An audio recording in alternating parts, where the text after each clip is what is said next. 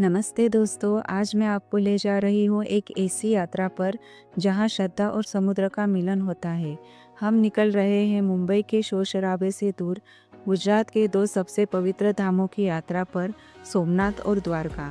कैसे पहुँचे, कहाँ रुके, सब कुछ जानेंगे इस वीडियो में। चलिए शुरू करते हैं। बांद्रा टर्मिनल से हमारी ट्रेन थी Saurashtra Janata express, train number 19217।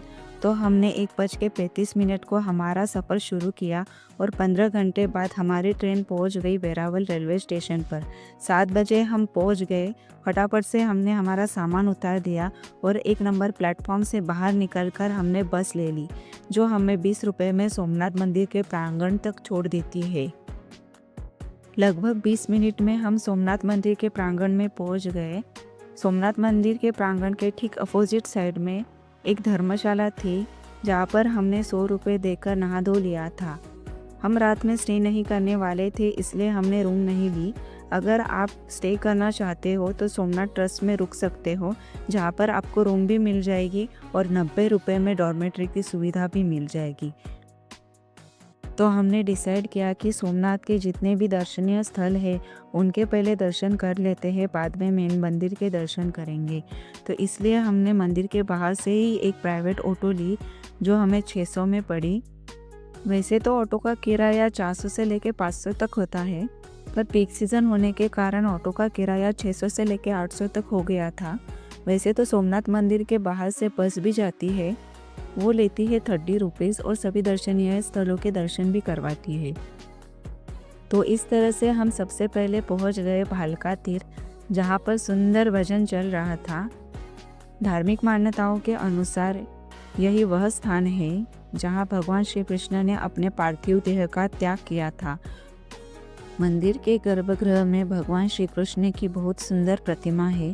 प्रतिमा के पास ही शिकारी जरा की मूर्ति भी है, जो हाथ जोड़कर भगवान से क्षमा मांगती हुई दिखाई देती है। उसके बाद हम आ गए बाणगंगा, जहाँ पर समुद्र के किनारे 2 शिवलिंग स्थित है।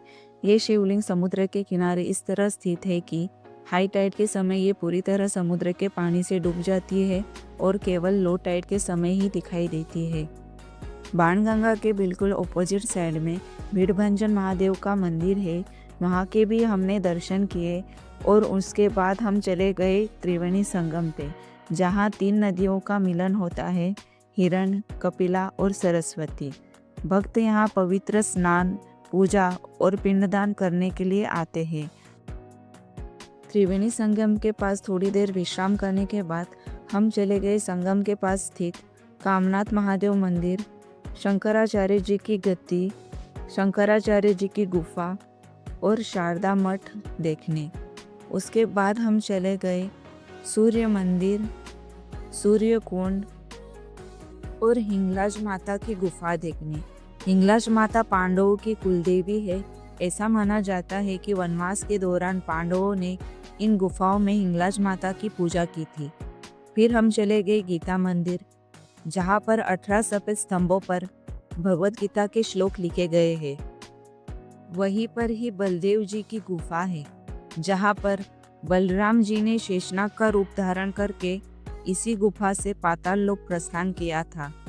उसी के आगे चल के लक्ष्मी नारायण मंदिर, महाप्रभु जी की बैठक, भीमनाथ महादेव और श्री कृष्ण के चरण पादुका के दर्शन करने के बाद हम चले गए सोमनाथ के मेन टेम्पल की तरफ।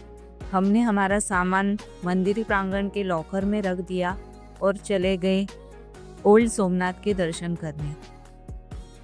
पुराने सोमनाथ के मंदिर को अहिल्याबाई होलकर मंदिर भी कहा जाता है।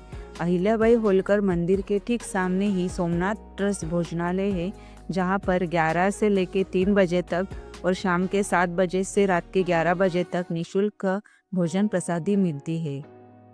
मेन सोमनाथ मंदिर के दर्शन करने के बाद शाम का टाइम हो चुका था, तो फिर हमने सोचा क्यों ना सनसेट पॉइंट एंजॉय करते हैं।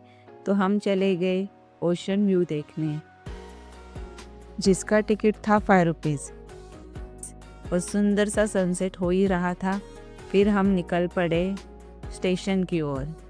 इस तरह सोमनाथ के सभी स्थानों के दर्शन करने के बाद हमने सोमनाथ मंदिर के बाहर से ही एक ऑटो ली जो 20 रुपीज़ में हमें स्टेशन तक छोड़ देती है। हमारी ट्रेन थी वेरावल ओखा एक्सप्रेस, ट्रेन नंबर 19251।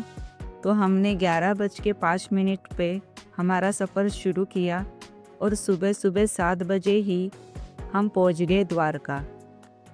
फिर हमने प्लेटफॉर्म नंबर 1 से एग्ज़िट ली और स्टेशन के बाहर से ही प्राइवेट ऑटो की, जिसने हमें 100 रुपये में द्वारका के मंदिर तक छोड़ दिया। द्वारका में हम रात भर स्टे करने वाले थे, इसलिए सबसे पहले तो हमने रूम लिया जो हमें 1500 का पड़ा। नहा धोकर फिर हम निकल पड़े द्वारकाधीश के दर्शन करने। सुबह का टाइम था, इसलिए हमें श्रृंगार आरती मिल गई। फिर हम चले गए द्वारका के सभी दर्शनीय स्थलों के दर्शन करने। पीक सीज़न होने की वजह से बसेस तो बंद थी, तो इसलिए हमने एक प्राइवेट ऑटो की जो हमें पर पर्सन 300 पड़ी। फिर हम गए रुक्मिणी माता के दर्शन करने।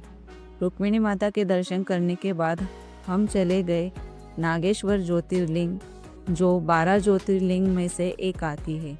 फिर हम चले गए गोपी तालाब, जहाँ पे सुंदर गौशाला भी थी।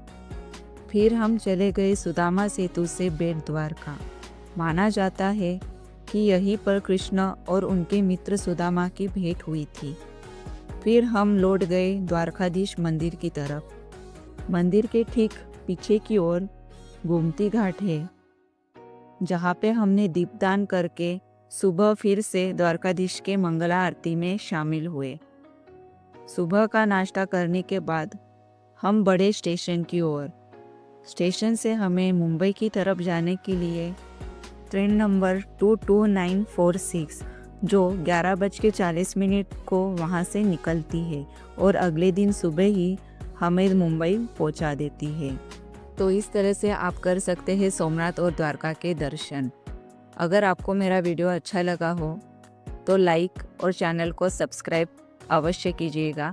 तो मिलते हैं अगले वीडियो में।